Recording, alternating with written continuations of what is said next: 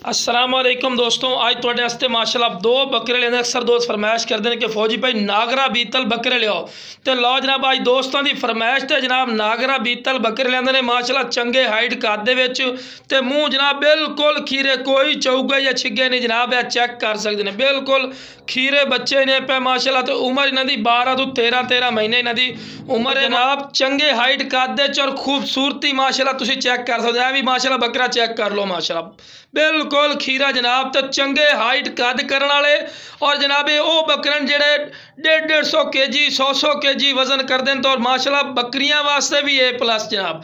तो लो जनाब पहले नंबर पर आ गया माशाअल्लाह बहुत ज़बरदस्त और क्वालिटी वाला माशाअल्लाह बकरा ने। दुम बिल्कुल तीर वाली कर सीधी और माशाअल्लाह चमकदार पशन में और माशाअल्लाह चंगी वेल और चंगे हाइट कद च माशाअल्लाह। तो क्वालिटी तुहाडे अखां दे सामने जितनी बंदा गल्लां करे फायदा कोई नहीं जनाब। तुहानूं खुद भी नज़र आ रहा बिल्कुल वाइट अख दे विच ने और बिल्कुल तोता फेस और चंगी झालर और चंगा नक नकौड़ा इसू माशाअल्लाह। और कोई कमी कोई नहीं माशाअल्लाह इहदे विच। और कोई बकरियां वास्ते रखे तो माशाअल्लाह A+ सिनेपिया आंडी बकरा ने जनाब। तो इधर वेखो जनाब बिल्कुल तोता फेस और झालर भी माशाअल्लाह चेक करो जिवें वच्छां दी झालर होंदी माशाअल्लाह। चंगी माशाअल्लाह झालर च ने और बिल्कुल बैठ में सिंह, कोई खड़े सिंह नहीं। तो वेखो जनाब बिल्कुल चमकदार पशम तो रेशम वाली कर पशम माशाअल्लाह। तो क्वालिटी कमी कोई नहीं जनाब। अगर बकरियां वास्ते रखना चाहते हैं तो माशाअल्लाह A+ चंगी वेल च माशाअल्लाह। और बिल्कुल इंशाअल्लाह मुनासिब प्राइस हो सी, कोई 50,000 नहीं एक बकरे का या 40,000 नहीं, बिल्कुल मुनासिब। जिमें भाई खुश हो सन उमें इंशाअल्लाह रह नहीं सकता। बंदा नाल खलोता भी रहा थोड़ा जायजा भी ला लिया करो। तो चारा भी खवा के विखा रहे कि तुहानूं पता लगे ना कि तंदुरुस्त है सेहतमंद है। तो फिर भी तुहानूं टोर के विखाई सा, पहले भी टोर के विखाया, ठीक है ना जी। तो पशम भी वेख सकते हैं माशाअल्लाह चंगी माशाअल्लाह खूबसूरत पशम। तो लो जनाब तुहानूं दौड़ा के विखा रहे हैं कि माशाअल्लाह सेहतमंद और एक्टिव है। तो लो जनाब दूसरे नंबर पर माशाअल्लाह बकरा आगे ने खूबसूरती दी इंतहा ही ने और माशाअल्लाह चंगी वेल अच्छे माशाअल्लाह दोम बिल्कुल तीर वाली कर सीधी सिंह बैठ में। और जनाब कमी कोई नहीं जनाब, जेड़ा ब्रीडिंग वास्ते रखना चाहता है इस तो बाद क्वालिटी कोई नहीं जनाब।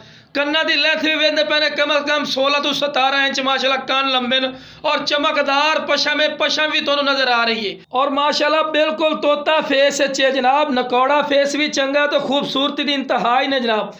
तो बहुत ज़बरदस्त ने डबल हड्डी दे विच और चंगे हाइट कद छोटे हाइट कद बिल्कुल नहीं सामना। तो वजन है जनाब दोवें भाई हैं, इन्हों का वजन है 40 kg माशाअल्लाह। इन्हों का वजन है कोई गलत भी नहीं, 40 kg वज सकता घट नहीं सकता।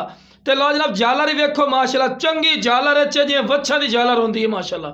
तो वाइट अख दे बैठ में सिंह पिछे बैठ में तो जिथों चमड़ी खिसो रबड़ वाली कर खिंचींदी जासी जनाब, यह बनने वाले जानवर की निशानी होंदी है। तो माशाअल्लाह चेक कर सकते हैं गानी पी जिवें प्योर नागरे की निशानी होंदी जनाब। तो वाइट अख दे कन्ना की लेंथ भी मैंने कितने लंबे कन और बिल्कुल चमकदार पशम तुहानूं क्लोज कर विखा रहे हैं कि बिल्कुल चमकदार पशम ही ने जनाब। और क्वालिटी जनाब इसनूं आखदे ने गल्लां नाल क्वालिटी बनाई रखण दा फायदा कोई नहीं। तो जिस वीरां चाहिए हो जनाब स्क्रीन पर नंबर चलता पे ने, इस पर राबता करें इंशाअल्लाह प्यार मुबादला रेट लग सी और बिल्कुल मुनासिब रेट लग सी। जिस तरह भाई खुश हो सन इंशाअल्लाह जेड़ा भाई इंशाअल्लाह पहले कॉल कर सी इंशाअल्लाह दी कॉल की कदर कर सा रिस्पेक्ट कर सा मजीद भी प्यार मुहब्बत कर ली सा जनाब। जिवें भाई खुश हो तो लो जनाब फिर भी टोर के विखा रहे हैं कि तुहानूं पता लगे कि माशाअल्लाह सेहतमंद और छलांगा मार दे। ओके जनाब।